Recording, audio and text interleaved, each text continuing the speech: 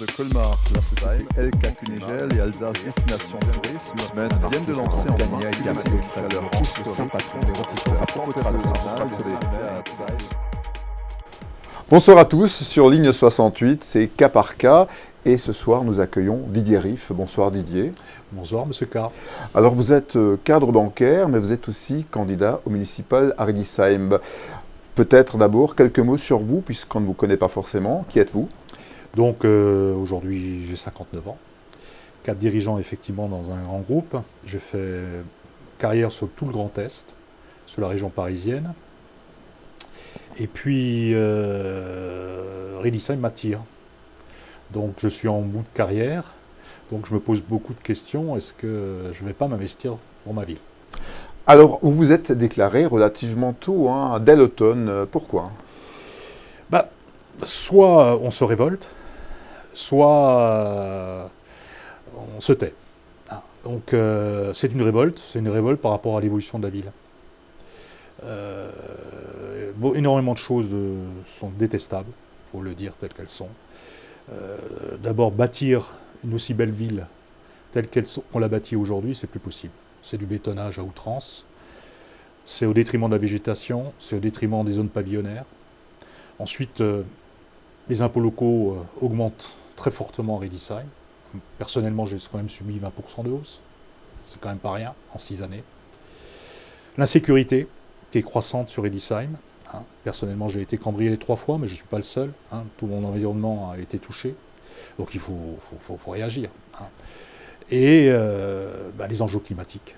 Les enjeux climatiques, bétonner une ville ne répond pas en fait à ces enjeux climatiques. Il y a une urgence climatique, et donc il faut adapter la ville à cette urgence climatique. Il y a eu cependant des destructions de bars. Certes, mais on a remplacé par quelque chose d'aussi dense qu'avant. Il n'y a pas de végétation sur le site où cette barre a été détruite. Ce que vous dites, c'est donc qu'il y a trop de densification urbaine à Riedisheim ? Oui. La ville est déjà l'une des plus denses de la M2A. C'est reconnu par tous les documents d'urbanisation. Et on continue à urbaniser cette ville qui est hyper dense. Et surtout, on la densifie dans des zones dites pavillonnaires. Un exemple emblématique, à côté du zoo. À côté du zoo, il y avait un magnifique vallon qui a été préservé depuis des années et des années. On va construire 3 immeubles avec des villas. Alors c'est vrai qu'une des particularités de Riedisheim, c'est cette trame verte, effectivement, ces vallons justement. Oui, il faut absolument les préserver parce que ça fait la qualité de vie à Riedisheim. Les gens sont installés à Riedisheim pour cette qualité de vie. Et donc il faut absolument la préserver parce que sinon on heurte les gens. On déstabilise en fait quelque chose qui fait un ciment de cette ville. On va revenir sur votre programme dans quelques instants. Je reviens d'abord sur l'actualité, donc télescopée ou heurtée par le coronavirus. Si aujourd'hui, finalement, vous deviez vous déclarer au municipal, vous le feriez encore ? Ou je vais poser ça différemment, si en octobre dernier, on était dans la crise que nous connaissons actuellement, vous seriez déclaré au municipal quand même ? Ah oui, tout à fait. Moi, je crois, c'est un exemple type aujourd'hui de ce qui nous arrive, des événements imprévisibles et externes. Je mets cette crise du virus au même niveau que l'urgence climatique. Donc il faut une mobilisation collective. L'urgence climatique, comme ce virus, oblige les gens à changer les habitudes, à jouer la solidarité. Voilà, et donc ça impacte forcément la gestion municipale. Tout à fait. Et ça, le maire et son équipe, c'est les élus de proximité.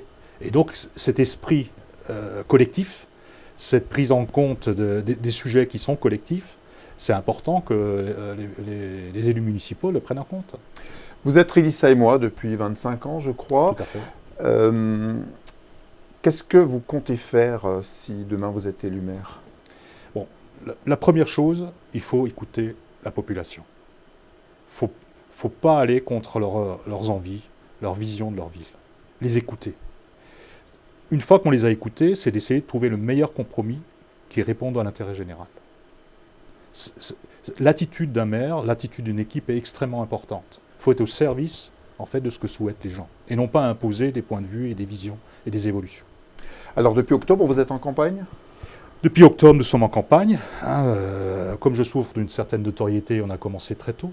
hein. On a rencontré énormément de monde, on a fait du porte-à-porte. Puis notre élan est un peu brisé par ce qui vient de se passer, hein. Mais ça n'empêche pas qu'on continue à rencontrer les gens avec toutes les précautions nécessaires. Hein. Demain je me rends dans le Super U pour rencontrer encore la population. Ce qui est important, c'est que les gens comprennent notre motivation, notre vision, comment nous voyons notre rôle dans cette ville.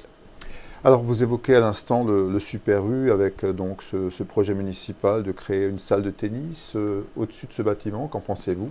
Écoutez, en novembre 2017, on a appris ce projet où d'un côté il y a l'extension du Super U et puis de l'autre, donc cette extension se fait au détriment du tennis, la volonté en fait de rénover les installations de tennis.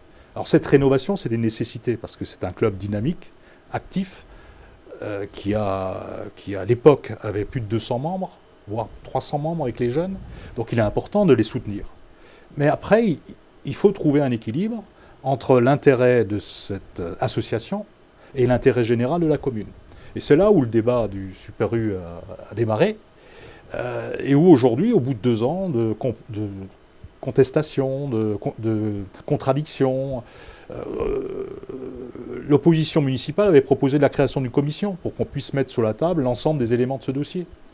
Au bout de 2 ans et demi, on ne voit toujours pas plus clair. Est-ce qu'il y aura une extension? Est-ce qu'il n'y aura pas d'extension? Et le club de tennis, il faut s'en préoccuper. Les problématiques que vous défendez dans votre programme sont les problématiques des Riedisheimois? C'est ce qu'on vous dit dans vos porte-à-porte? Oui, le porte-à-porte, le premier sujet qui revient systématiquement, c'est le bétonnage de la ville. Les gens ont constaté, et le voient de visu, hein, que n'importe quel terrain disponible est aujourd'hui soumis à un projet immobilier. Hein. Il y a quand même 250 aujourd'hui appartements, c'est quand même pas rien comme une ville comme Riedisheim, 250 appartements qui sont en cours de commercialisation. Hein. Donc c'est visible dans la ville. Et donc tout le monde, il y a une inquiétude, hein, que soit on démolit des vieilles maisons pour reconstruire des immeubles, soit qu'on mette un immeuble en milieu de zone pavillonnaire. Il y a une réelle inquiétude, et c'est une des premières questions. Ensuite, il y a la fiscalité. Hein. Les gens, aujourd'hui, Riedisheim, c'est la 3e ville dont la taxe d'habitation est la plus élevée du Haut-Rhin. Donc il y a une légitime ras-le-bol fiscal. Donc là-dessus, ils attendent quelque chose de notre part. Alors Didier, qui compose votre équipe? Alors, ce sont des citoyens. C'est d'ailleurs, je vous l'ai dit tout à l'heure, c'est des citoyens, c'est eux qui m'ont poussé à prendre leur tête. C'est des citoyens qui, on partage les mêmes idées, les mêmes valeurs, les mêmes visions de notre ville, et on a envie de se mobiliser, on a envie de faire quelque chose, on a envie de renouveler un peu, changer cette évolution qu'on n'accepte plus. D'où l'intitulé de la liste, Riedisheim, vous d'abord? C'est le vous qui est important. On veut d'abord écouter, travailler pour nos concitoyens. C'est ça qui est important. Votre handicap peut-être, c'est que vous n'avez jamais été élu, donc ni au conseil municipal, ni ailleurs, je crois. Tout à fait. Mais dans mes fonctions de cadre dirigeant, j'ai côtoyé énormément d'élus, des petits comme des grands. Le sujet de la poste, il ne faut pas le nommer, c'est un sujet très sensible. Donc il nécessite beaucoup de contacts. Donc ce milieu des élus, je le connais très bien pour l'avoir pratiqué de longues années. Du point de vue financier, hein, notamment avec la Banque Postale, je connais les problématiques de finances des villes. Hein, et je connais les enjeux, je les maîtrise très bien. Hein, et c'est ce qui me fait mal au cœur à Riedisheim. Hein, je vais vous donner un exemple très concret dans la gestion municipale des dernières années, les taux d'intérêt extrêmement bas. Pourquoi on n'a pas profité de ces taux d'intérêt bas pour emprunter et lancer un projet et quelques projets qui concernent l'intérêt général? La commune sera donc bien gérée avec vous? Je l'espère, mais ça sera aux citoyens de le dire. Je vais terminer par ça. Vous êtes issu aussi du monde associatif, vous avez pratiqué le sport, vous serez un maire sportif? Alors, première chose, je suis Altkirch. Donc, je profite pour saluer quand même tous les amis altkirchois, à qui j'ai encore beaucoup d'attache et d'affection, évidemment. Mais le sport, dans ma famille, il y a des sportifs de haut niveau. Donc, je sais ce que c'est le sport. Et ce qu'apporte le sport à la jeunesse, mais aussi pour la santé de tout le monde. Et alors évidemment, le sport, ça va être au cœur en fait, de nos préoccupations, comme la culture. Parce que la culture, c'est un ciment d'une commune. C'est grâce à la culture qu'on impulse des états d'esprit, des visions, une ouverture d'esprit. On a encore quelques secondes pour finir. Riedisheim, en quelques mots, pour vous? Un cadre de vie, un tissu associatif et une joie de vivre. Merci beaucoup Didier Riffe, dans Cas par Cas sur Ligne 68. Vous êtes candidat municipal. Riedisheim, vous d'abord. Bonne fin de campagne. Merci Monsieur K. De Colmar, Larsheim, Elka Kunigel et Alsace Destination Tourisme viennent de lancer en juin une chaleur tous Saint-Patron des rôtisseurs. À propos de Alsace, touché par un incendie dans la ville d'hiver.